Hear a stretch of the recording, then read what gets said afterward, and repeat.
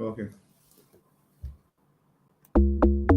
My name is Abina Johnson, and this is Focus on Liberia. Hit it! From Cape Mount to Cape Palmas, Mount Nimba to Atlantic Ocean, Obomi Hills to Pokondre, to educate, elevate, and promote.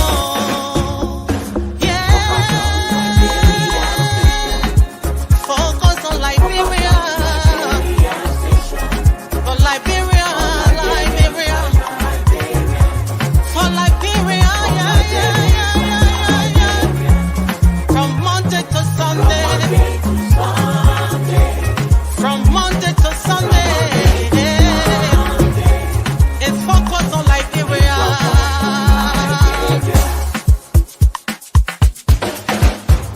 Talk about home affairs. Hey, in diaspora, current affairs, reliable information, history, talking about culture, politics, education, entertainment. Business, sports, advertisement, articulation. Focus on Liberia. Focus on Liberia. Focus on Liberia. From Monday to Sunday. Focus on. Hello, ladies and gentlemen, and welcome to this special edition of Focus on Liberia. My name is Dennis Jai, and we are broadcasting from Atlanta, Georgia. Today, this afternoon, we are in an interview with the Executive Director of the Environmental Protection Agency of Liberia, Professor Wilson K. Tarpeh, and we're going to talk about the EPA today. I want to take this time to welcome Prof. Tarpeh. Welcome, sir. Oh, thank you, Dennis, and thank you very much. And this is your second time on Focus on Liberia. You were here before as the Minister of Commerce. Now you're coming back as EPA boss. Good to see you again. That's correct. Yeah, it's always a pleasure, and thank you guys for keeping our people in the diaspora properly informed. It's always a pleasure to be here. Great. We also want to welcome all our viewers from across the globe. If you have not done so already, please invite a friend, share the show, and let's talk about EPA with the EPA boss. And that's what we're going to talk. But before we go into that, there are some issues happening at the EPA that we want to start with. But first of all, before you get there, government has changed hands, but you are still there. How is the EPA doing? We are doing very good. We are doing very well. We have a great team. We are doing very well. As you said, government has changed hands, and a few of the colleagues decided to act in a different manner. But we are dealing with that. It's not a problem. Great. So, and we'll go straight into that because we heard that there were some things happening. There were some of your colleagues at the EPA who felt that you shouldn't be there right now because the government has changed hands. Of those things they charge you, you said, well, this is a tenure position, but they didn't believe that your appointment at the EPA did not meet the requirement of tenure. So I searched it up and said, first of all, what you say to that indeed your term has expired as per executive number 123 that was signed by President Weah, that all the officials they give power to their deputies, and I believe your deputy is Mr. Dubayu. So what is that issue all about? That your tenure positions or your tenureship at that place is being questioned? Well, I think it's not what somebody thinks. Go to the instrument on which they are relying. That executive order says at midday on the date of inauguration, all presidential appointees for non-tenure positions are deemed to have resigned, and most civil servants in those agencies will take over pending the appointment of a successor by the new government. That's what it says. The EPA is a tenure position. You look in the act, look at part 3, section 16 of the act. It will tell you that. So if anybody changes that, that's a different situation. But that's not even the issue. Let's even assume, without admitting the veracity of that claim, that is not a tenure position. Are they the one to raise the issue? Only one constitutionally situated individual has that power, and that's the president. So the issue of change, I don't want to even discuss it, but the instrument that rely on somebody has to be reading the instrument upside down. Right. But what's happening so at the EPA is not, go ahead. No, go ahead. No, I Because said the first thing I look happening at, at the first thing I look at was the act, right? The executive director of the EPA. They said there should be an executive director who is a person with wide environmental knowledge and recognized commitment to sustainable management of the environment, appointed by the president from a list of 3 names recommended by the council, except that the president may appoint an interim executive director pending the formation of the council. The executive director shall serve for a period of 7 years and shall be eligible for reappointment, except that there shall be appointed an interim executive director.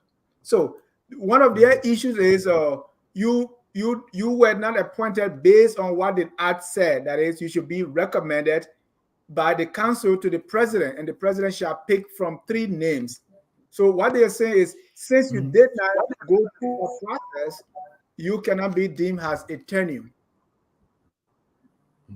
First of all, I think it's understanding of the law. Let me refer you to Article 50 of the Liberian Constitution. It says in part, the executive power of the republic is vested in the president. That means the president is an embodiment of the sovereign, and in the course of carrying out his duties regarding managing the affairs of state, falls within that. If there's a situation that is not in order, the president, by virtue of the Constitution, can take seize of that matter. What do I mean by that? In the EPA, the act says that it should be done by the policy council. Now, if they are saying the policy council did not do that, does that mean the president, the embodiment of the sovereign, cannot do that? No. Statutory provision trump constitutional provisions. The Constitution is the law. The president is the embodiment of the republic, so he can decide to take seize of a situation to correct it. And the president did that. Let's even assume again, for the purpose of argument, without admitting the veracity of that ludicrous claim, are they the one to correct it? It's only the presidency can correct that. So I take this just as another form of disorderliness. That's the issue right there. And how is that issue done? Because I understand it went to court. And in now, fact, 2 things happen. Mm-hmm. 2 things happen. After the election results were announced, and former President we are conceded on November 20, there was this unusual rise in the level of political fever. Oh, this is our time, Mr. Right. A couple of employees started to act disorderly. We call a meeting, gentlemen. This is a professional organization. Elections are over. There will be no politics in the chat rooms. A couple of the fellows involved there did not see any reason to follow that instruction. They decided to go and to do that. We kept warning. It escalated to the use of invectives and some profound profanity. Some of them I can't even mention them. Fast forward, inauguration January 22, Tuesday, January 23rd, Mr. Camo and a group of individuals barricaded the premises of the EPA after they entered, and Mr. Camo announced himself as the now officer in charge or new executive director of the EPA. What he used was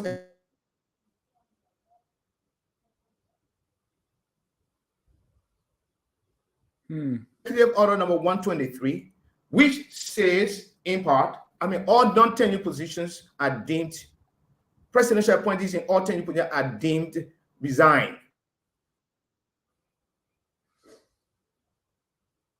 Executive director transition. He came in with an act of gangsterism, bashed in the place, started calling people. And so we call in the police, but the police were finding it difficult to contain the group. So we decided, okay, instead of getting our security to confront these people and cause and escalate this chaos, let's go to court.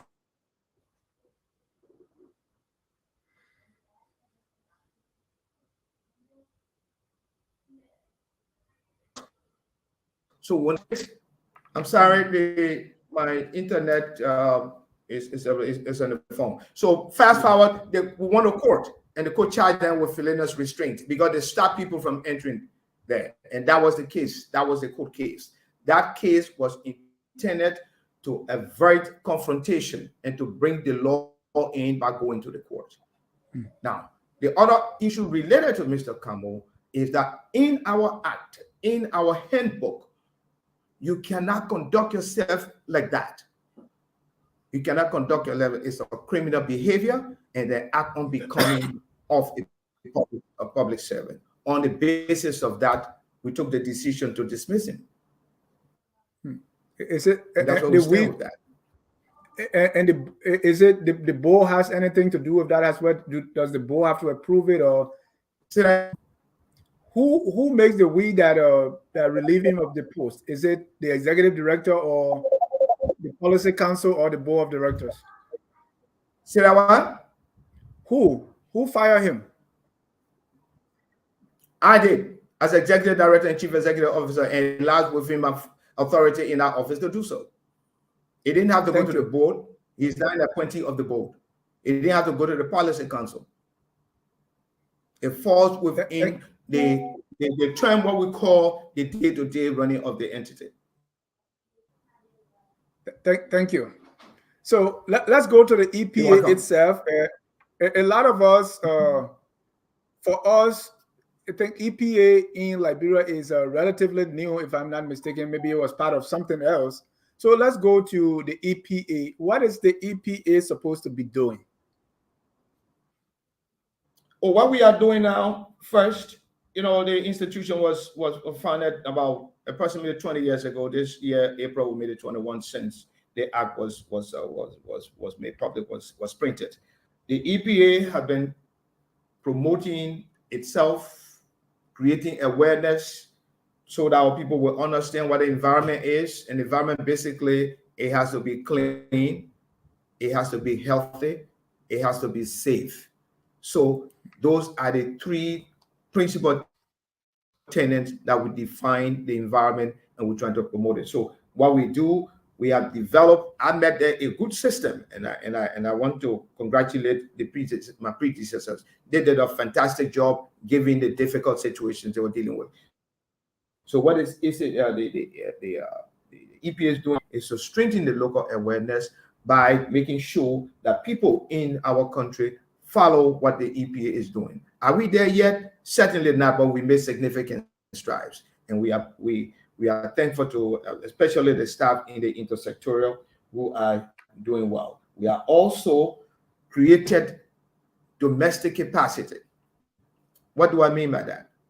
Since 2003, when the EPA was formally enacted, to the time I got there, meaning end of September, because I got into the EPA October 5, 2020. That agency was able to receive at least $600 million. Almost all of that money was managed by other institutions. Today, we have insisted, working with our partners, that we need to create local capacity. We have the local expertise. Thanks to the United Nations Development Program that gave me some funding that did a feasibility study for the project department. The project department is here, is not fully activated yet, but there is work that has been done. What we have been able to do, we have the Monrovia Metropolitan Climate Resilient Project. It's a $25 million project funded primarily by the Green Climate Fund, 17.2 million, and the government of Liberia about 6.8, and the balance is the UNDP. Unlike the past, this entire project is managed by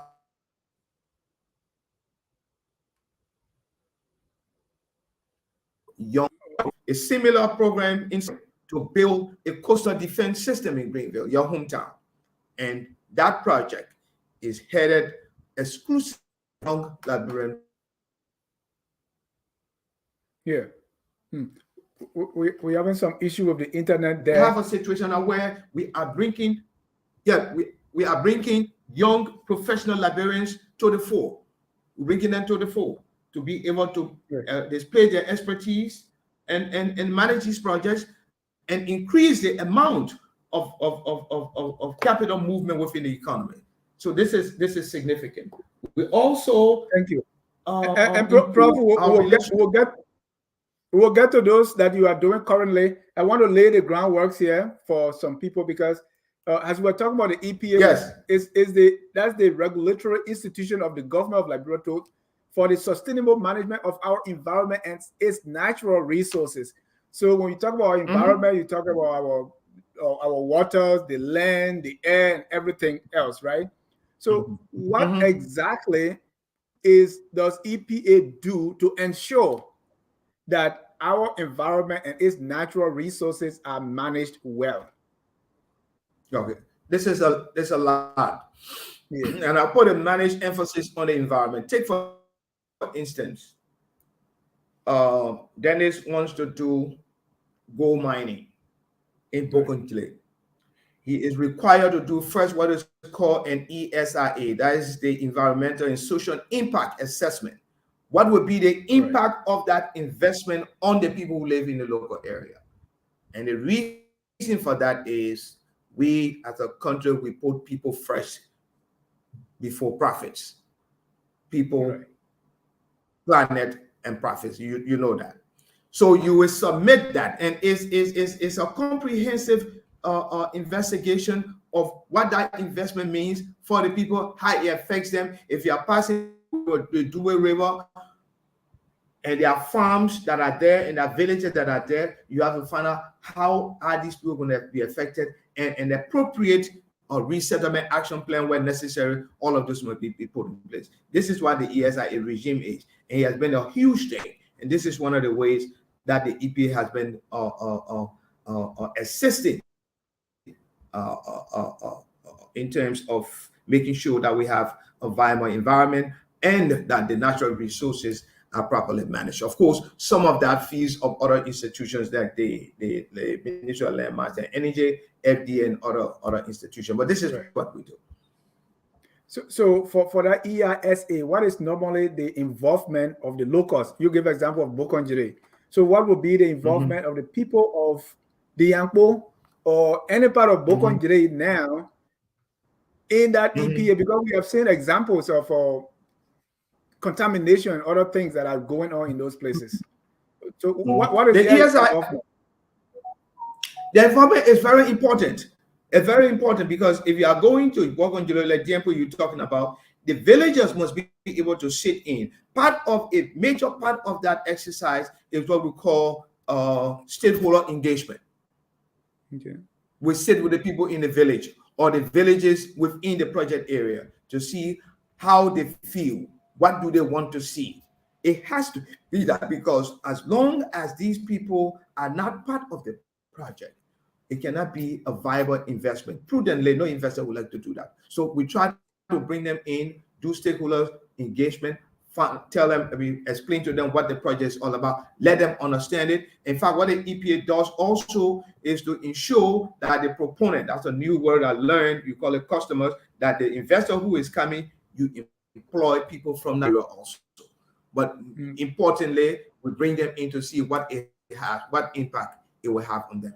And they have a major input. That's what we call a stakeholder. So the stakeholder engagement is the major part of this entire regime called ESIA.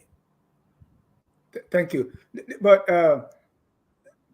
let's talk about some of the they are being contaminated waste materials coming from these kind of mines and dumped into rivers and streams, leading to pollution affecting the people in the surroundings. We have heard about reports from B Mountain and Bokondri all the way behind God's back. And, probably nobody knows what's going on there. What does the EPA do, or what is the EPA doing when it comes to these kind of issues, especially Bay Mountain, where we have heard a lot of reports of contamination? No. EPA has been very active on that. Spills, contamination, these are things that go with, you would say it goes with the territory. The EPA is there to ensure that when it happens, in fact, we take steps and we work with the proponent to make sure steps are taken to avoid this. And if it happens, there is a countervailing regime to make sure that it's taken care of. Let me give you an example. Some 7 years ago, before I went there was a spill in the MNG Gold concession in Bond County, and I think the EPA went there and did a test to find the level of toxicity of the chemical, mainly the flow that came from the tailings facility, TSF. Now, when that happens and it is reviewed and the test shows that there's an elevation of cyanide, in this case cyanide, there was an elevation, the company was required to make sure that there was call it restoration of the area, to make sure that that kind of thing does not happen, and the TSF had to be refurbished. In the case of the Beer Mountain 2 years ago, we had a situation where we saw some aquatic species that were found dead in a creek. We got involved. By the time our feed people told us, within 12 hours, we were on the scene. We did a test and we found out that the cyanide was in the river, but that the elevation of the cyanide was far above the required level. But the level was not strong enough by itself to cause that kind of stress to the aquatic species. So that expanded our investigation. And we came to find out there were other reasons for the contamination. Some artisanal miners fired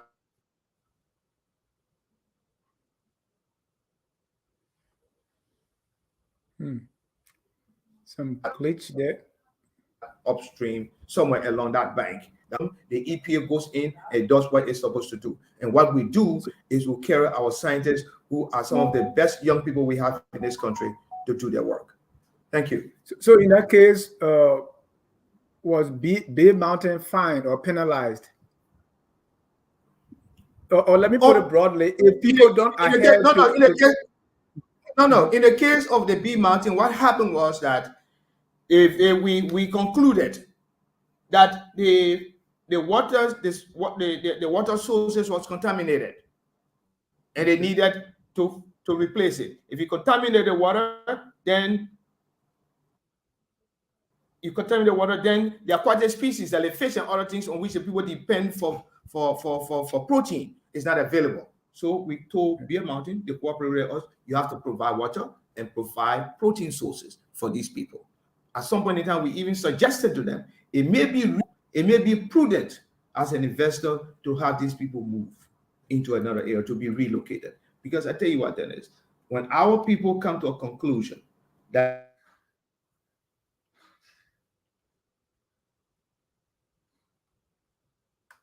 you can now come to that, to say it is clean, they will never drink from that. So that's what we're able to do. So in Beer Mountain, I can say here probably that Beer Mountain was able to comply with what we requested them to do. Okay, and you use the word suggested. Are there mandates? And if they don't comply, what are some of the punitive actions? No, it's something, in these things here, it's like you got a carrot and a stick. We prefer Okay. to use moral suasion. We usually try to use moral suasion because when you work with people, you want to make sure they are comfortable, but you're doing what has to be done. For they didn't have to come back to us for a second and say we'll not do it. In fact, they started to do what was suggested because it was just the right thing to do. That's what I meant. So when I say we request, it doesn't mean that we don't have the authority to make them to do what has to be done. But if you can employ moral suasion to do something, you don't have to go to the stake. And this is what we did. It worked. All right, because if the river is contaminated, the river is for the people is more than just drinking and bathing, right? I agree. So That's a source maybe of protein. But guess what? The spill occurred at the peak of the rainy season. The EPA decided the first test that this place is contaminated and the water sources cannot be used. So you must replace it. You must also provide sources of protein. That will be your beans, your fish, and other things like that nature. And we will come back. We went back a month and a half, maybe 2 months subsequent to that. That was in the middle of August, September. The level of toxicity in the water had diminished, significantly diminished. Why? Because the rains were too much and they washed away the acid. But the point is that our people, the way they think, this water is contaminated, we're not going to do it. So the EPA did what it was supposed to do. It used the right thank you. tools, it used the right approach, and we advise our people. And we help our people, and BA Martin work with us to make sure our people were okay. And I can tell you now, the same suggestions that we're making, BA Martin is now thinking about moving the people from that village to another place. It is in their own interest to do so. And Thank you. So let's come to other sources of contamination, like the garbage in Monrovia, right? Or the EPA is waste engaged in it. disposal. What are some of the regulations from the EPA as to where people can throw the dirt and how they burn it? I mean, I see that there's smoke everywhere. Nobody knows what's in that garbage is burning throughout the day in places where people are selling, and there is garbage everywhere. Does the EPA has anything to say to government in terms of regulation? Where should people dump dirt? Okay. Where should people carry the feces, and so on and so forth? First of all, there is a thin line between the EPA and other regulators like the MCC, Okay. the Pinswip City Corporation, but we collaborate. Our responsibility to make sure that environment is clean, is healthy, is safe. But the trash you're talking about defies all that. So what we do is to work with them to make sure that these people that are dumping, we go after them. So we have a joint team that's going well. It's going well, certainly that we need to do more. What the EPA does, we have a waste disposal strategy. We have a waste disposal, policy that we work with. And this is what we use to make sure that these things are done. For instance, when the central bank was burning some old notes, they asked for guidance. We provided the guidance to the central bank and they follow the guidance. We provide guidance if people are doing open burning. We provide guidance. Even the disposal of waste, the EPA provides.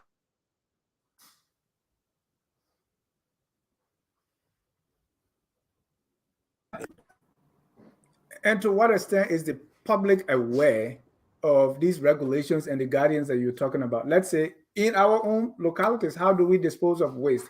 And this is not the EPA area, but we saw during the That can be enough. You have to. No. When I say the awareness effort, I can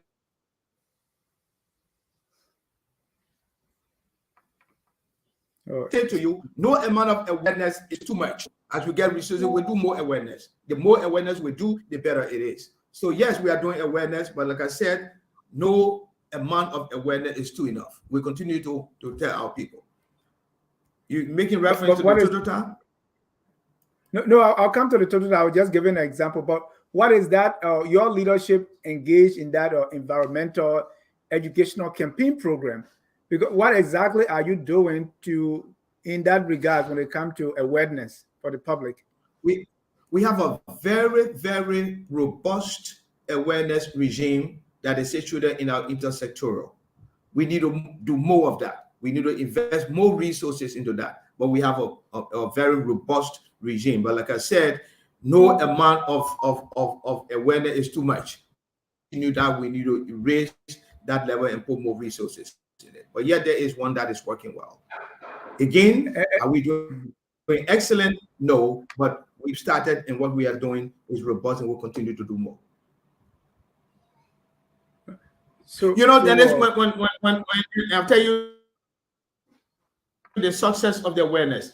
If I have somebody from West Point writing the EPA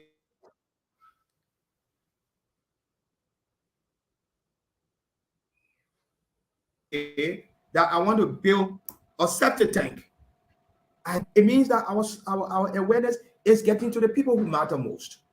That's what I said. We continue to do that and do more of it. But the way awareness has gone around the country, we'll do more. Thank you. Thank you. And the Toyota experience, example I was given during the Toyota fire incident, that tanker that exploded, you see someone who is on fire burning. Here, people are taught that if you're on fire, drop to the ground, cover your face, and roll. But it looked like the people were not aware of that. So people, when they were on fire, they started running. The more they ran, the more the fire, intensified.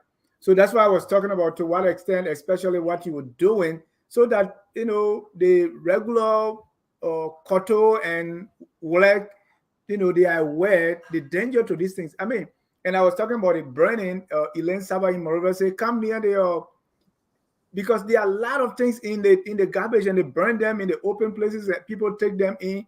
Do they really know the impact of that when you sit near the pile of garbage and it's burning and you are sitting there making your market? This is what I said. We need to do more awareness.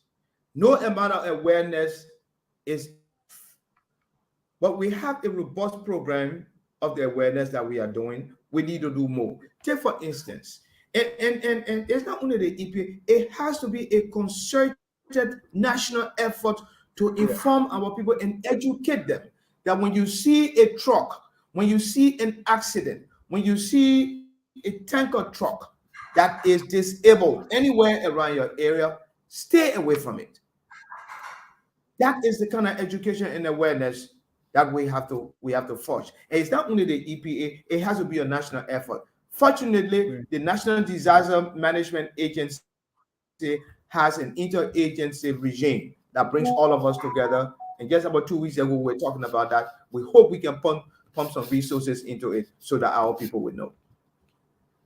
So what are your plans, or the EPA plan, your leadership, what are the plans to create a healthier and more sustainable environment now and in the future?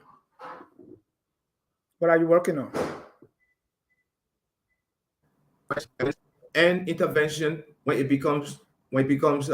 you see your situation, to go in to be more proactive. This is what we need to do. And this is what we will continue to do. Take for instance, somebody just sent me something. You give it in awareness. There's a burning trash at Foreign Affairs. Somebody just sent that to me. When you burn trash, you run the risk of chemicals that are coming out of there, and they affect people. This is the kind of awareness I'm talking about. But it has to be all of us. It has to be our people and ourselves. And I can tell you, the local people continue to work with us. They continue to work with us, and the world has to get it. It's all of us our responsibility. But as a regulator, we continue to make sure people understand that. But it's a major feat that all of us we have to address.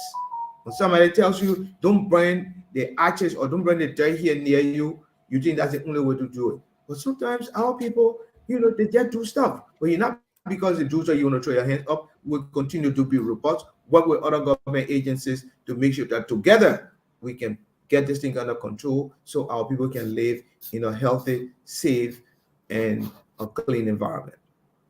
Yeah, because like the issue of solid waste management, especially in Monrovia, I mean, that's a big deal. We don't have those issues in the villages. Our villages are, cleaner. So our wetlands, all these kind of issues. But let's move on to this whole thing of disaster management, right? Does how do you coordinate? Does the EPA coordinate with the National Disaster Management Administration to deal with disaster issues? And what about the public works regarding building codes, permits, and construction? Because all these people work together, right? So, what is the EPA role there in coordinating with these relevant agencies for disaster management issues? No, there is a. Yeah, go ahead. Go ahead. No, there's a coordinating body that brings all of us together. Okay, are we at a peak yet? Is it ideal? Are we doing the best we can? I would say no. We still have room for improvement, and we still need to do more of that. We hope our new colleagues that are coming in will work with us, and we'll be able to get to where we want to go. Because you see, the coordination in the EPA, we have the environmental working group, which brings together actors from other institutions like the disaster management, City Hall, Painesville, Public Works. And this is where we do most of our work. So yes, there is one, but we need to do more of that and put more resources into it.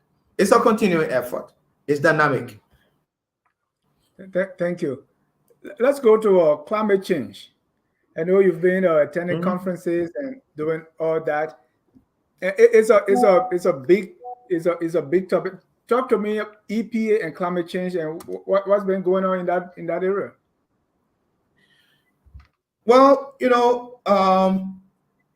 at the EPA, the climate change regime has been a very interesting one. In the last 3 years, again, thanks to my predecessors, they created the foundation that has now leapfrog Liberia on the climate change on the global climate change radar. One of the things we did in the EPA, in the government did, and thanks to my young brother who was at until recently was at FDA, Mr. CMAC, Dorian, was to acquire some assistance from the Food and Agriculture Organization. And that assistance was to do what we call a national forest inventory. Go into our forest, find out what do we have in terms of the diversity of the species we have. And we come to find out at least 200 of the 280, 220 different species around the world are in Liberia. We also got to realize that our forest cover, is 6.6 million hectares, and that's the green carbon. Our forest cover is at least 6.6 million hectares of the green carbon, host at least 300 tons of carbon. So when you multiply that 300 by 6.6, it will give you approximately 1.98 billion tons of carbon. This is just the blue.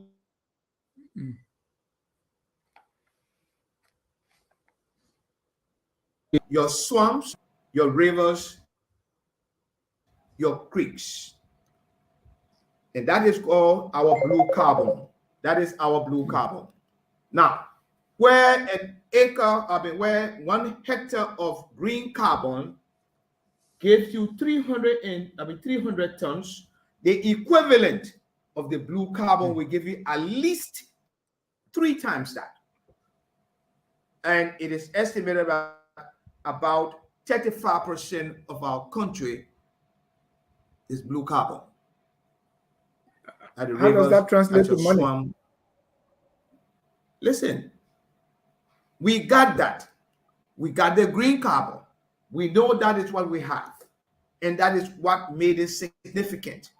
When that study was completed and it was found and passed by the UNFCCC that this is what we have, it changed the dynamics for Liberia. So apart from the green, from the blue carbon, which is 3 times what we are talking about, you still have approximately 2 billion tons. Under the Paris Accord, we are only required to keep at least 30%. So 70% is available to us, and that will come to about 1.4 billion. If you look at the price of carbon per ton on the market, that will give you what it is. That makes this particular area in this country very, very significant and as a strategic asset. This is why in the last year or two, a lot of people are coming to this country. I'm sure you heard of the blue carbon deal that was been discussed here. This is where we are, and this is what has now catapulted Liberia as a major member of the climate change, the global climate change dialogue. This is where we are, and this is why, based on what we've done again with the United Nations Capital Development Program in the Capital Development Fund and the local, which is the local adaptation living for under the climate change. Liberia was one of 2 countries that were appointed as UN envoy in May of 2023. But this is where we've been able to get Liberia on the climate change. So in short, Liberia now forms the 10 lungs of the world. The first being the Congo Basin, the second being the Amazon forest, the third being the Upper Guinea forest, of which Liberia has at least 40%. That's how far we've gone. So yeah, and that's getting a little technical for me, but let me put it this way. How does Liberia benefit from it is technical for me too, but I have to wrap my head around it. How does Liberia benefit from this blue carbon, and has there been some policy framework put into place? Because even when you're getting big money like the way we had NOCA, they say, hey, there's oil, and if we don't put in the right framework, we can lose that. So what are we doing? How does Liberia benefit from blue carbon, and what is that framework to guide us? I would call it, what do we benefit from the entire carbon sequestration that we have? So if you take the 30% of that times 3, you're talking about at least 4 billion tons. That's huge. As we speak, there's a lot of interest in that, and the EPA welcomes that. However, the EPA advice is that we must first and foremost construct an accountability-driven architecture that is transparent, an architecture that will lay down the rules so that if company A comes in with an interest to harvest carbon, we can say these are the rules. And when they fulfill those requirements that we gave them, they can expect us to do the next right thing. And that is what we call predictability. In the absence of a rule-based governance framework, you are onto something called arbitrariness. And this is something the EPA will not recommend. The EPA insists that there must be a rule-based action. Fortunately, the government is listening, and this is where we are. We need that as a country. The carbon thing is a lot. Even if you took the price, it would be $30 a ton. Right. That is, take 20% of the 4 billion and multiply by 30.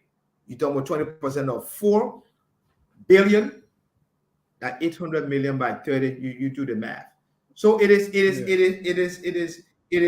financially provocative to go do that. No, but as a responsible member of the Paris Accord, you must follow the rules. There must be an architecture in place to define the rules, to define the procedures, so that we can meet international standards.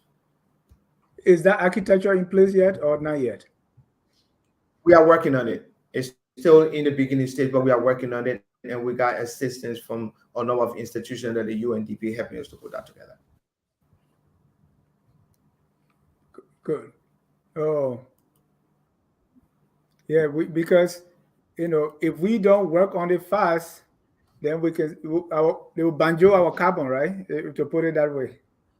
We may not get the needed benefit. We'll work on it. You can banjo the carbon if the government is determined to insist and take our recommendation, which they have taken, to insist that there will be a rule-based architecture or mechanism. We'll put it together. We just have to speed that up so that can be able to enter the market.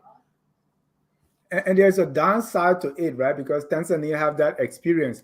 Because you sell your carbon it's like you are removing the roof over you, right? And so there's That's also a correct. downside to it. That is correct. That is correct. That is correct. You move the roof over you, and it's a new area, and people have to be careful. People come, we have had proposal where I'm going to harvest this come out build infrastructure, and this is what you're going to get. We'll give you 30% and we'll take 70%. Now, if you are coming to me and you say, I'm going to do this project, I put all the money in, but I get 30%. For me, if somebody with a finance background, if you are sharing profit with me, my next question will be, what is our respective shareholding?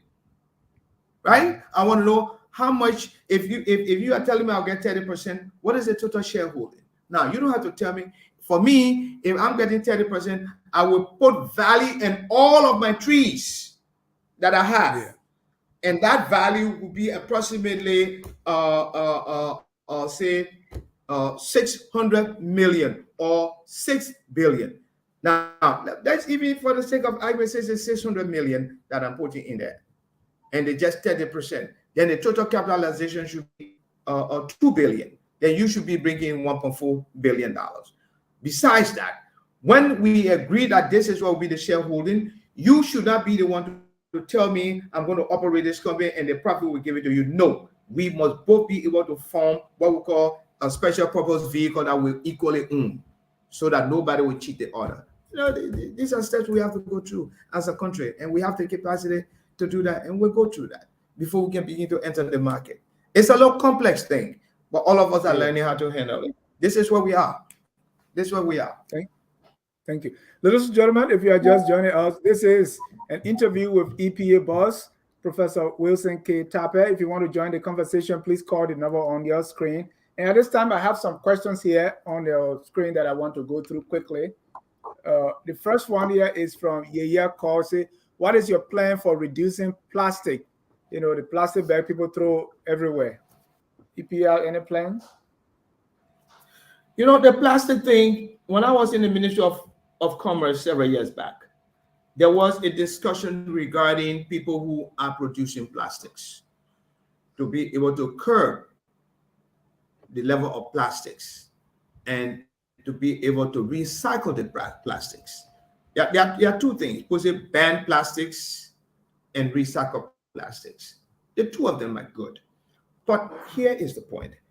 They have to be planned. There has to be a national strategy to plan that. Why? The plastic producers create close to 4,000 jobs. They create up to 4,000 jobs. If you are going to now with stop plastics, that's 4,000 people you're throwing out of job. And if we take the index equivalent of 10 person to a job, that one person who's working and take care of 10 people, or even 5 person, you're talking about 20,000 people you're going to have. Economic implication for that. So it has to be planned over time. So while that has been done, we decided also to encourage people to do recycling. And thanks again to the UNDP, they were able to assist a group of Liberians to build a recycling plant. Unfortunately, it got caught up by fire. I don't know where that is, but I think there are efforts to resuscitate it. So we need to be able to put money into recycling, so that these young Liberians and other investors who are coming will recycle plastics, so that we can be able to use it. But it's a long haul. We are working, all of us need to work together to get there. But there are plans, and these are the plans I'm talking about. Again, are we fully there yet? Of course not. But we started the walk, and this is where we are. Thank you. The second question here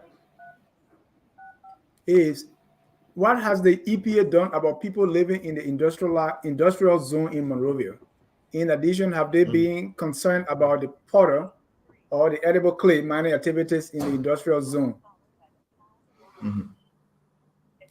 That's the powder eating people. So, I can tell you that the EPA is doing its best, but in other areas we need to speed up. We need to do more. In this particular area, we are not doing enough as we need to. And this is where we are. We did discuss it. We'll do more. We try to get more into that. So it is an important thing. Again, that is something that has to do with mining. There are all kinds of mining activities around here. We go even the same money, it involves our people. Again, it is a wellness. Then, as that I said, no amount of awareness, no amount of awareness is sufficient. We should continue to do that. In the case of that pot of money in the Gardensville area, this is something that we have to work with. But guess what? Some economic activity related to that. Do you know that Porter is a commercial product? I don't know about you. We ate Porter when I was growing up. But the EPA view is that whatever that has to be, it has to be done in a sustainable manner. And this is where because we need to do a little bit more. right, because that we can say may kill them, right? Because in the industrial zone, there are a lot of things being wasted there we don't know. So if people are taking the dirt and eating it, whatever economic Because value it may have, it may produce chemicals, and the chemical seeps into the underground. It affects the clay. So you see, that's what I'm saying. We need to do a little bit more than we are doing now. So you are right, but this is where we are. Jackie Saya said we do not benefit from the from blue carbon. Our livelihood will be decimated. Ask Tanzania, and she put a page here. So blue carbon, I think that's So that's what Jackie is saying. Jackie is right. This is why we are not in a hurry. This is why the EPA is insisting that we follow the normal rules, the acceptable international practice. There must be a rule-based mechanism governing system as to how we do this. And we must also insist that our people must be involved in the planning, the formulation, and the execution and operation of the project. And this is why the Republic of Liberia, this is what the Republic of Liberia position has been with respect to that. So we agree. Jackie is right. And this is something we're not going to just do and the people are not involved. No, our people are our priority. They must be the first in line. Don't forget, it's people, planet, and profit. So the welfare of our people is cardinal in this process. So Jackie is right. I agree with her. But that's not going to happen. At least from what the EPA is working and what this government, this country is working. We will not do anything that will endanger the welfare of our people. So their livelihood is sufficient. I mean, their livelihood is cardinal in this equation. Elaine Saba said the burning of contaminants is a huge problem in this country. Please send someone near Foreign Affairs. A huge garbage pile has been burning for over 2 weeks. Wow. Mm-hmm. Yes, I've taken note of that. I saw it 6 minutes ago. I've taken note of that. Thank you very much. You know, then there's some of our progress, some of our success, some of the successes we have made come from the community. You know, they see it in the colors. So this is a wonderful suggestion. We'll follow through with it. Thank you very much. Thank you. All right. Let me bring in on one caller here. So I don't want to keep you too long. So we are getting to the 1 hour mark. Let me get a caller. Caller, your name and where you calling from. Oh, I think it's low. Hold on. Hello, caller, your name and where you calling from. Yeah, I can hear you now. This is Carl founder and director Tarpeh. How are you? I am fine, ma'am. Happy New Year to you. Thank you.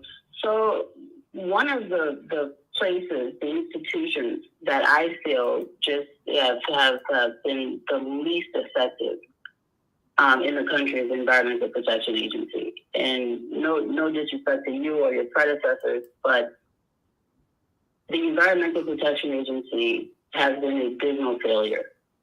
The mandate of the EPA has not been met or even been close to being met. I mean, if we're going to be honest about the level of environmental degradation that our citizens are subjected to, we have children in Liberia that are being poisoned with the air that they breathe, with the water that they drink, with the food that they eat. Even the pots that are being sold in the market contain lead. They're made, in an artisanal manner with spare scrap metal. And it's almost as if we don't have a government You know, because the whole purpose of a government is to protect people, right? It's public safety. And when it comes to environmental safety, Liberia has failed its citizens tremendously.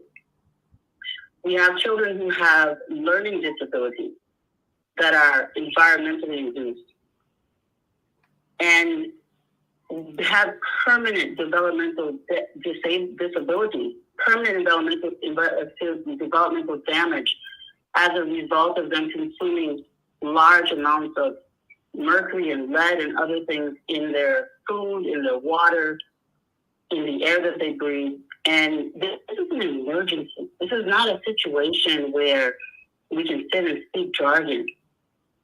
And when people are asking what's being done, it's like the country is on fire and people are sitting at a table planning into the future. This is an emergency. The question about what is being done to educate the public, I would expect that people would be out in the streets, on the radio stations, with billboards. I would expect that EPA would speak to the president, to everyone, to raise alarm, to save the life and health and safety of our children, of our fellow citizens. This is not, we're not talking about LPRC here. This is not FDA. This is about the lives of the citizens. They cannot go to school and function if they are developmentally disabled. They cannot function. They cannot grow up to be functional, productive citizens. People are getting cancer. What are we doing? And again, this is extremely serious. Liberia is one of the worst environmental situations in the world, sir. And I'll just leave it at that, Dennis. Thank you for your time. All right. Thank you. Let me take Can I respond to that? Yes, please. And then we'll take another caller. First of all, I appreciate the comment. Go ahead, Director Tarpeh. No.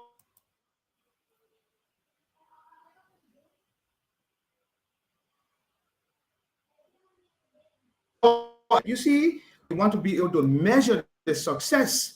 You should also take into consideration the resources that you put at their disposal to execute the mandate. I thought she would have made reference to the resources made available to the EPA for the mandate.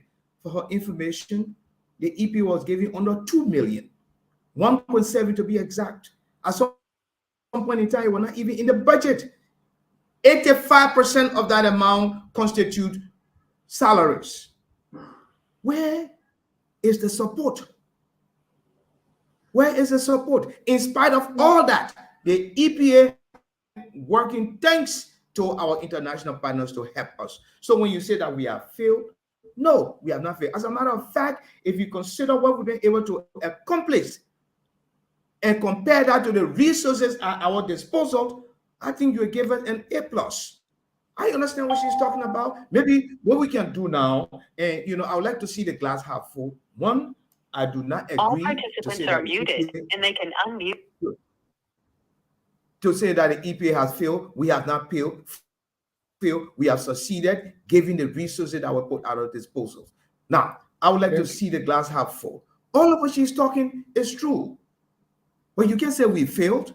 What we need to do, we ask our audible to join us in pressing for more national resources in the budget for the EPA. You can give somebody $2 million, 80% of which is salary, and the 400,000 to do what you want. But we've been able to do significantly more thanks to our international partners.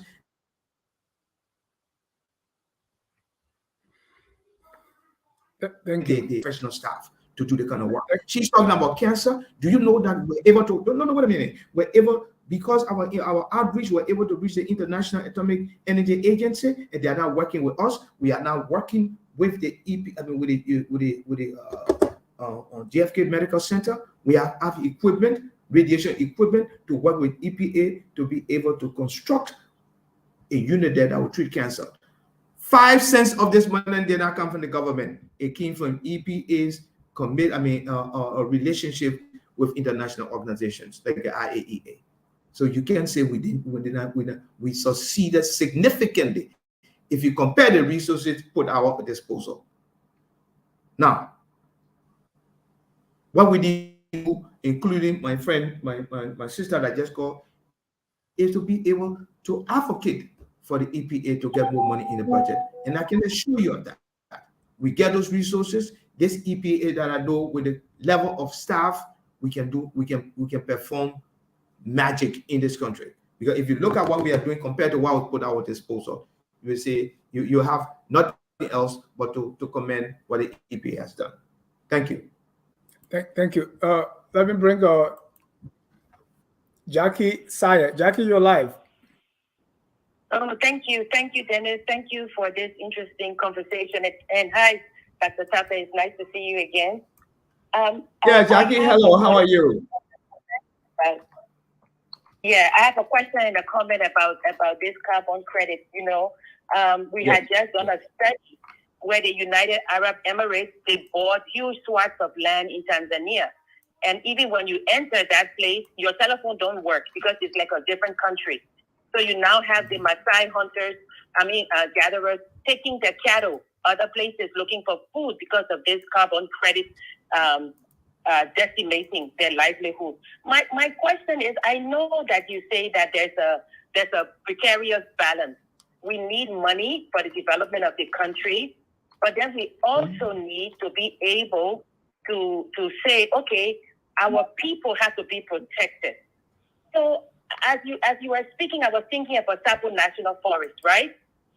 I know that where I work, they're always talking about it because there are like over 590 different species of animals that you can't find anywhere else but in Tarpeh. And with these carbon credits, like you said, it's the umbrella over us, and it will be gradually being sold to other places. I'm thinking about the 400 people that you talk about would be out of jobs when it comes to the plastics being disallowed in Liberia. But those people can be given other work. They can be given other work. My question is about this agreement. This agreement, in a perfect world, everything wouldn't need to be double checked. But like you say, you had $2.1 million in the budget, and about 85% of that went to salaries. Is there within the EPA, is there a civil society and a legal branch that is able to say, you know what, let us look at this agreement? Because if this agreement is inevitable, let's say that way, we need to say what is in it for us. If there is going to be some negative consequences, what is there that's going to offset it, that's going to be there for us? So could you please explain to us, because I don't know, and you are the expert, could you explain how the EPA oversees these agreements? Do they have experts that look at these agreements? Do you guys work with civil society? How will you be able, if the government comes to you and says, Dr. Tarpeh, we want to sign this blue carbon agreement, look at it and tell us, what's the process in vetting these agreements that come to Liberia, and to show that, okay, this is good for our country, or if it's not good, at least we can offset the negative effect. Thank you. Thank you. You want to take that now, or I can bring a few more colors? Yeah. Let me. These comments are so valuable, so I don't want to pile them up. Jackie, thank you very much. Thank you very much. When I made reference to my answer off the air. She said what? Yeah, she said thank you. She's taking her answer off the air. So go ahead, please. Oh, okay, fine. No, I'm grateful for the comment. But let's come to the issue of the plastic. When I was making reference to the 4,000 people, I was not suggesting that nothing should be done about the plastic. I was only suggesting that it has to be a gradual process. Countries who ban plastics, they do it on a gradual process. And this is where we are. And we would continue to do that to make sure that plastics no longer become a problem. But it's a major challenge here. Now, coming to the carbon, and she made a point. If I have a budget of 2 million, 80% of which is recurrent. I only have $400,000. I can do much with that. We need to put more money into the environment so that we can be able to do. She talked about the Tarpeh National Forest. The Tarpeh National Forest, one of the things that we need to do, and the FDA has been crying about, is to make sure that the rangers are capacitated. You got rangers going into the forest, people who are highly trained, but they are not even given logistics to go there. So you find somebody from Kabada goes into the forest as a ranger. He's carrying a knife, and the poacher is carrying a gun.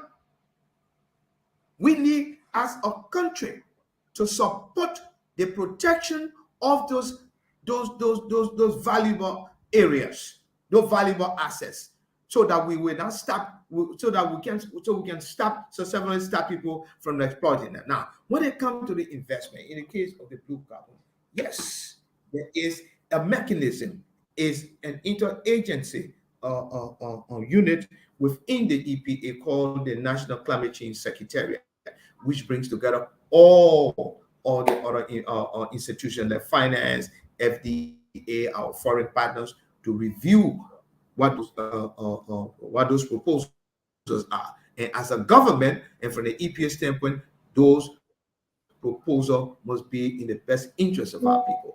And what is it? It must be clean. It must be healthy. It must be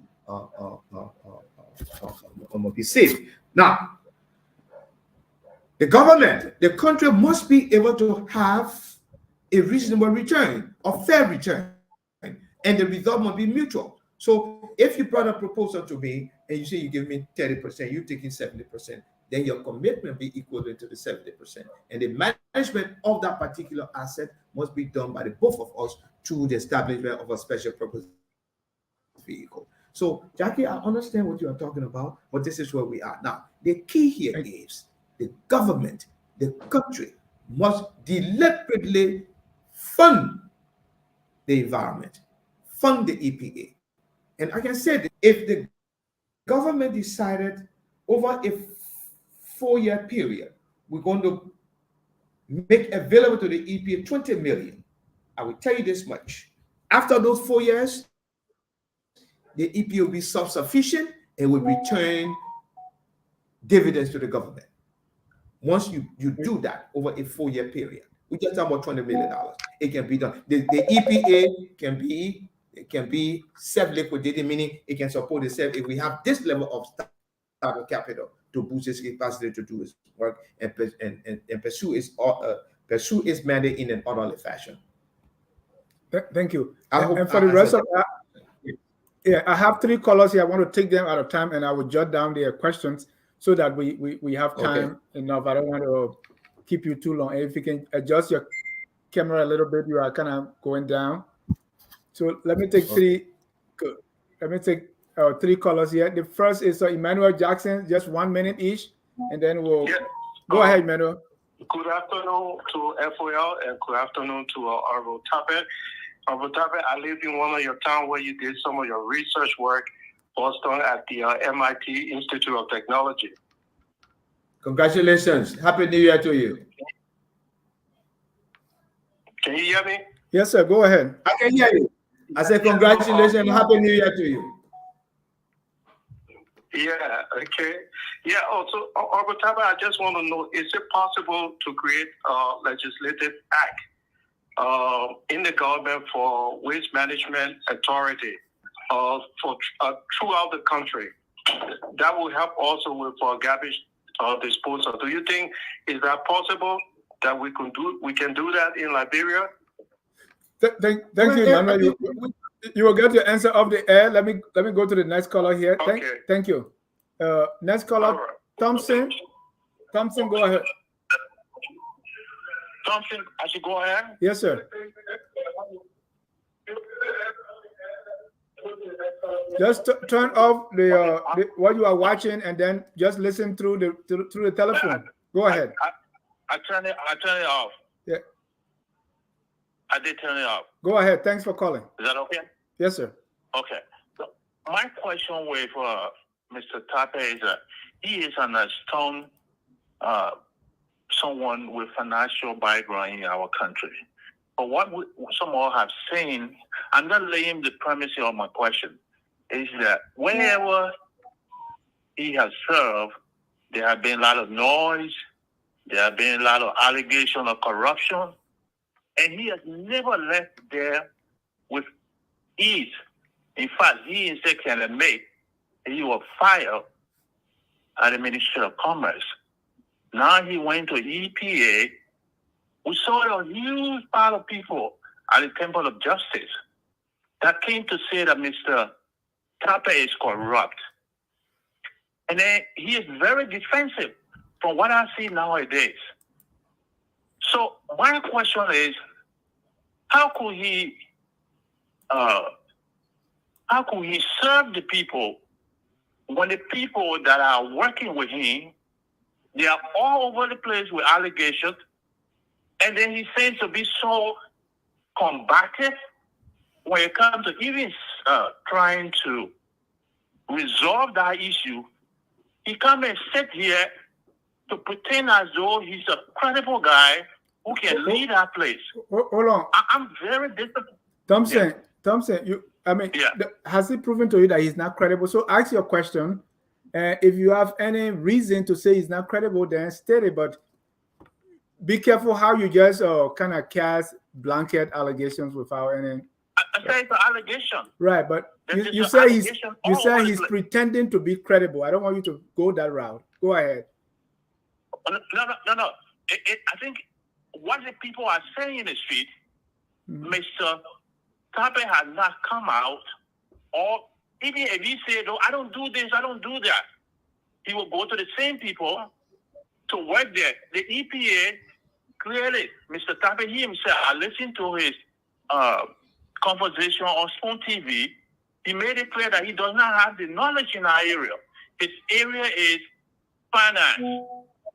So the people that are working there, he has to work with them. We have seen the people that got knowledge, I believe people at the EPA that got knowledge, that are running the place there just as a finance person and being the boss. Even the issue of the tenure position, people are opposed to what he's claiming that it's a tenure position. Only he alone is saying, I have the tenure position, I have three years plus.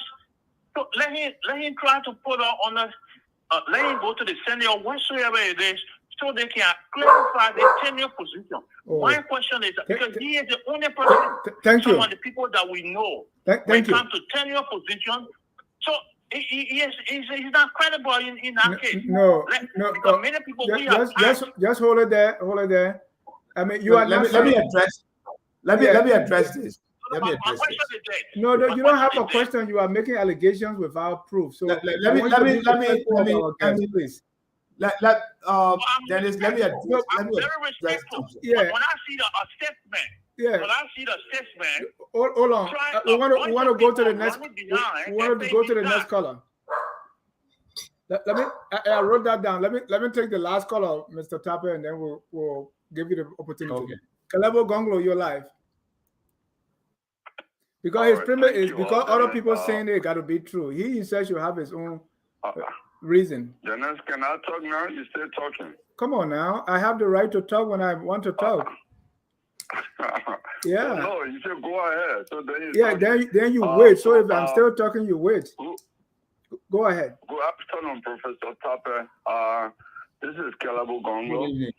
I have only one question.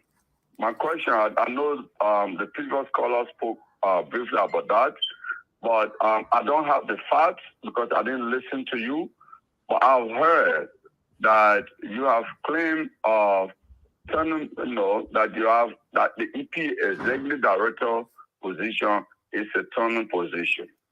So I want to confirm from you whether in fact it is true. You have said that. One, if it is true that you're claiming to have that turning position, I'd like to know when that was put in the act, because I was part of the different groups that participated in the formulation of the act creating the EPA. I know for a fact there was no turning place there. So I'd like to know, and if it is true, if you were a member, you as an experienced person and a scholar, do you think it's the right thing to give a turning position to EPA boss and not even to the Minister of Finance or to other ministers? Why would they give it to EPA? So Calabo, how will he know why they give it to EPA? Oh no. So if they wait, Dennis, you answer a question, I will respond. Mm-hmm. He is serving in that position. Right. In fact, he was serving there. I mean, I can say he was serving there because I think he is out. But Calabo, he doesn't write the law. So please ask the question directly. I have an act here. Yeah, I have the act here unless there's another act. There's another act, but the act that I have here that I'm reading says the EPA is a tenure position, right? And you are saying should it be or should it not be? Why year is on that act? Okay, hold on. Let me look at the year. It's published April 2003. Yeah, April 30, 2003. 2003? Yes. Well, the process of participating with Dr. Fode Kumar, then how they call it? I mean, there was no turning position there. I don't know, but so let's check the relevant document to see whether it's tenure. The one I have here says the executive director shall serve for a period of 7 years and shall be eligible for reappointment, except that there shall be appointed an interim executive director. So that's what I saw. Okay, so Dennis, can I respond? The legislature is the one that Can I unites. respond? So the legislative library will confirm that. Exactly. So let's check that. Thank you. Yeah. Dennis, can I respond to that? Yeah, you can respond to all the callers now. Yes, then I will respond to Mr. Thompson. So let me summarize them. Emmanuel Jackson said, is it possible to have a legislative act for waste management authority? Thompson say everywhere you go, there is noise. Why? And Mr. Gongolo is asking about the tenure position. Okay, thank you. Let me talk to Fresh Jackson. Yes, there's a room for improvement, and if there's a draft, I think there is a policy document that exists regarding waste management. And I think if it becomes necessary, you can close the room. The room is there for a legislation. I think properly crafted, there will be a need to look at that. Yes, so it's possible. Let me go to Mr. Thompson. I am disappointed that a gentleman of that stature will say something like that everywhere I go. Apparently, you don't even know me. And I think what you've done is to clearly put yourself in the group of don't fact check. Mr. Thompson, if you are working where you are working and a group of people show up that you raped someone, does that make it true? Does that make it true with no iota of evidence? I'm disappointed. And this is the kind of thing you people should learn to shy away from. Everywhere. Do you know where I have worked prior to coming to this government or 2018? You never heard anything. I've been working at FAB. I don't know how old you are. As far back as 1982 and 83, my friend. So don't tell me everywhere he went. You talk like son. It's a subjective statement. Don't talk like that. It's wrong. It is wrong. Let me tell you something. When I got into this administration in the last 6 years, there were people who were petrified by my presence. So what did they do? They paid agents to talk stuff. Apparently, you have been conscripted. It's wrong, Mr. Thompson. You can say everywhere I went. Do you know what's happening in the EPA? There are a bunch of people that were given contracts to do a piece of job. They failed to do the contract. They were supposed to report in November. They did not report. Why? According to them, it's a new government. They're not going to do that. You sign a contract. Mr. Thompson, in the future, when you hear something, do yourself a favor. Fact check and ask the other story. It's not credible. Why you defining credibility on the upside down? I am a credible figure. The fact that a bunch of people making wild allegations that they cannot even prove if you challenge them does not make it true. Going forward, please fact check and treat other people the way you want to be treated. The fact that a group of people accuse you of something all the time does not make it true. It's wrong. Don't do that. Okay. Now we come into the issue of the tenure. Listen, I have no issue with tenure. And the Gonglo guy, America is busy. Things are difficult there. So sometimes when you have your time, you go on where you hear. Check. If you work with these people, you should have known that working documents are different from final legislation. So you don't even repeat that to say the one we work on the you work on a document.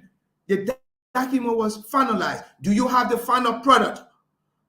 You were in the factory as work in process. When you did the work in process, they are finished goods. Go to the finished goods and find out where they return out to. Was it the design that you did in the design shop? No. Read, research. Dennis just researched it. I'm not concerned about tenure. I don't care about tenure. I am saying the law is there. If you are saying that I don't have tenure, that is not the place. Only one person with the authority in this country to make that determination, and it is the president. You cannot ascribe that power to yourself. Then you come and you rattle people, you bring people in the morning, oh, the man doesn't have tenure. We deal with it. We deal with it because there are rules. It's a professional organization. We have government rules. Mr. Thompson, if you don't subscribe to that, too bad. But we live in an orderly environment. And to the extent that those rules are violated, the demerit will go forth. Notwithstanding, we remain available if police have concerns that they want to talk about, which I've been doing, we sit and discuss it. But you don't go and act disorderly, come in a place, carry a document and say, I have the executive order. Are you kidding me? That's chaos. That's criminal. You can't do that. They say because a lot of people talk to you. So because a lot of people make noise, you got to be able to do things in a reasonable manner, Mr. Thompson and Mr. Congo. When you got here, don't join these things that you hear. Do some research. Ask questions. If I were in this situation, is this how I'm going to be treated? So you tell people they're not credible. You are wrong, Mr. Thompson. You have to change the way you think. The fact that somebody accuses you of something does not make it true. The fact that 10 people you did it before, and for correction, I was not fired at Commerce. I was transferred to the ministry, to the Environmental Protection Agency. Just get that correct. But you will have to say that, but you're one of those who are falling in the subjective line. So I'm not going to go with you there. When you decide to discuss objectively, like Jackie and the other people have done, then we'll sit down to do. Other than that, I will leave you in your in the ostrich department. Thank you. Does the EPA have jurisdiction over places like Simenco, which create lots of environmental hazards in terms of cement dust in the air and all that? And also, why you look at that question? The entire republic is our jurisdiction. So yes, we do. The industrial zone in Monrovia is reported to have toxic chemicals such as lead, from chicken soup factory to Simenco. What are that whole area is potential source of contamination into the nearby river? Sadly, the battery factory community is where large quantities of powder is mined and marketed. And then, so along the same line, Elaine is asking where JFK dumped their waste. All the waste from JFK, where they threw them away. So all these environmental... I am saying to you, all of the environmental challenges are enormous. That's why I came to the point where if you give me what we are doing compared to the limited resources at our disposal, we've done well. We do better and much more if we have more resources allocated to the EPA. All of the issues you're talking about, these are things that will follow. We go to Simenco when there's a complaint. We do our work. We go to Chikusu Factory when there's a problem. In fact, 3-4 years ago, there was an explosion in Chikusu Factory somewhere around the Ghana Belt. It continued with chemical.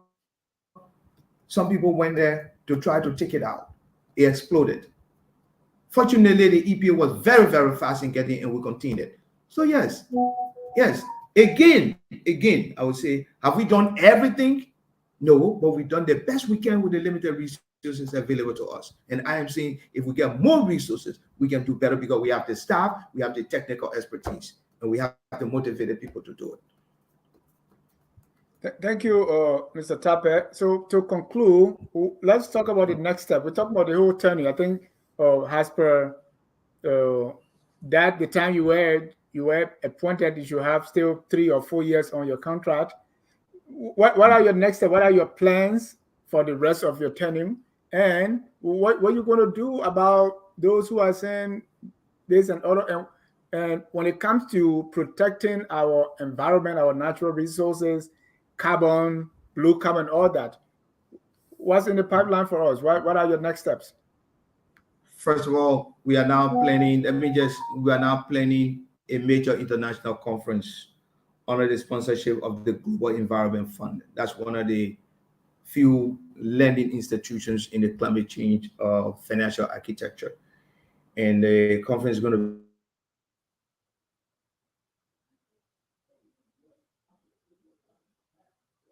to bring and to work on it. This is huge for Liberia.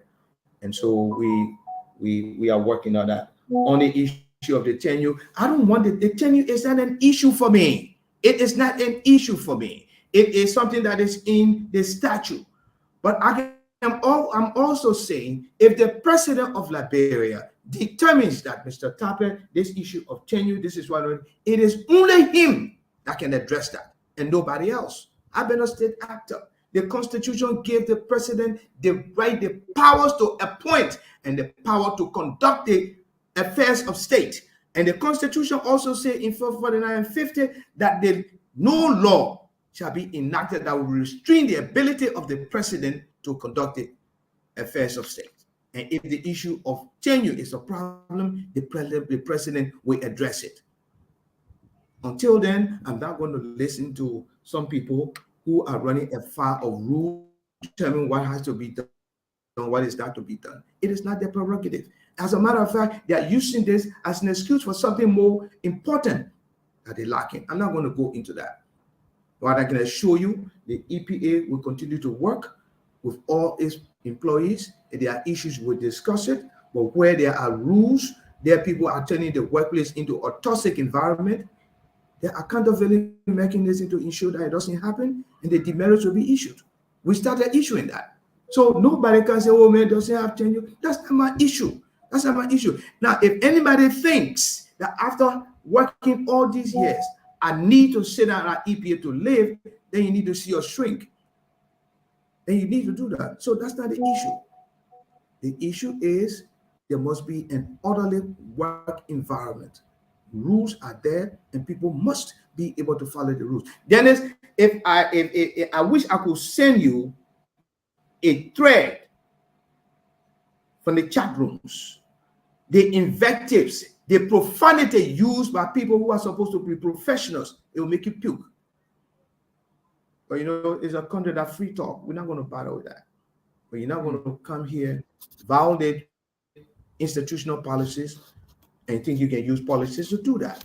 No, there are rules. And the accountability mechanism to ensure that the workplace is safe, that we protect the rest of the people. When is the conference? The conference is February 13th to the 20th. Or the final announcement will come out this week. Elaine, want a direct answer, if you know by any means where JFK is dumping their medical waste, because medical waste are extremely dangerous. So Elaine want a direct answer, if you have one. No, I have one, Elaine. The waste for JFK is a problem. And we are working to make sure we can help them to see how the waste can be disposed of. Some of it, I understand. I don't have proof that they try to burn it, which is wrong. But the entire approach to the waste disposal, the EPA regime is that when you have a waste, you write the EPA, and then we send our technical people to guide you through the process. And for the JFK, I am not sure if we have been able to work with them yet. I will check that. But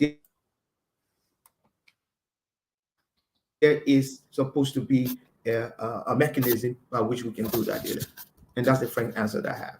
So this is where we are. The EPA continue to make strides. We will ensure that the EPA does what it does best, which is to make sure we can manage the environment. Again, the issue is now about tenure. I don't care about the tenure. That night I'm there to do a piece of job, and the issue of the tenure can only be determined by the president of Liberia, because that is the constitutional authority, and not a bunch of people who are using it to go around something that they fail to do, for which there will be demerits. But we are willing to sit to discuss to ensure that we have a peaceful environment so that the EPA can do what it does best. And again, to Mr. Thompson and Mr. Gunglo, you need to when you hear something, check. Except you are solidly subjected, then that I can help you there. Thank you. Thank you so much, Director Tarpeh. It's 1:30. That's the time I promised, and I really appreciate your time here.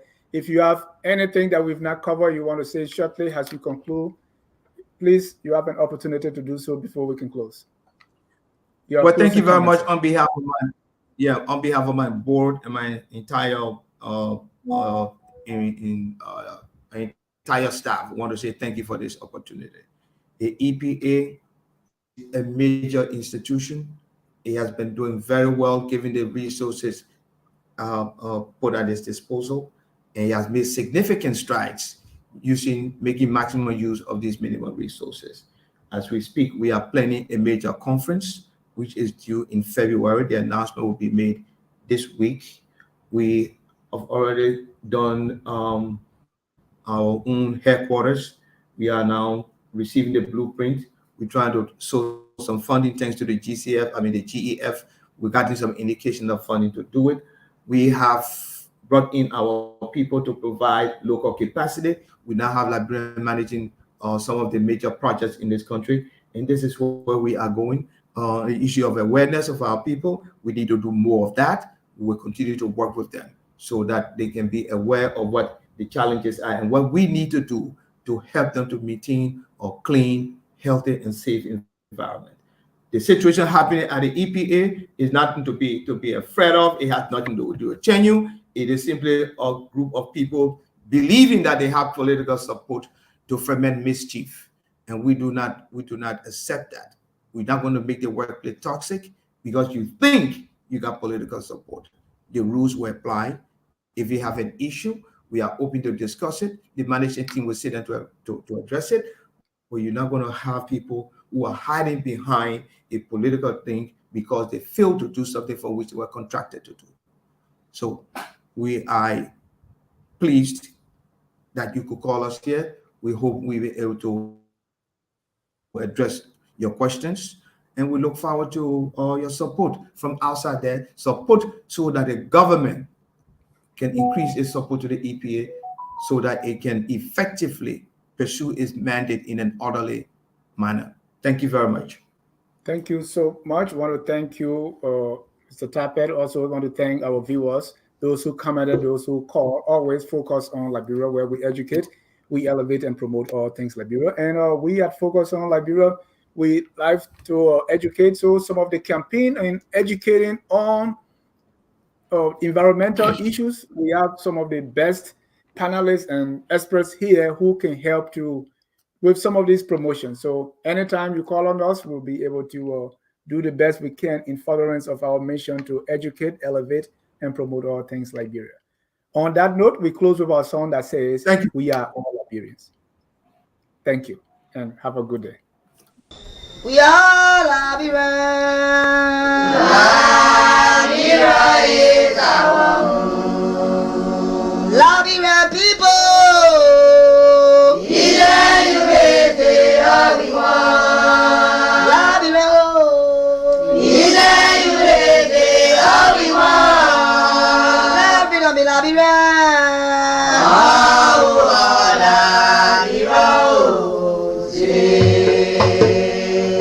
Our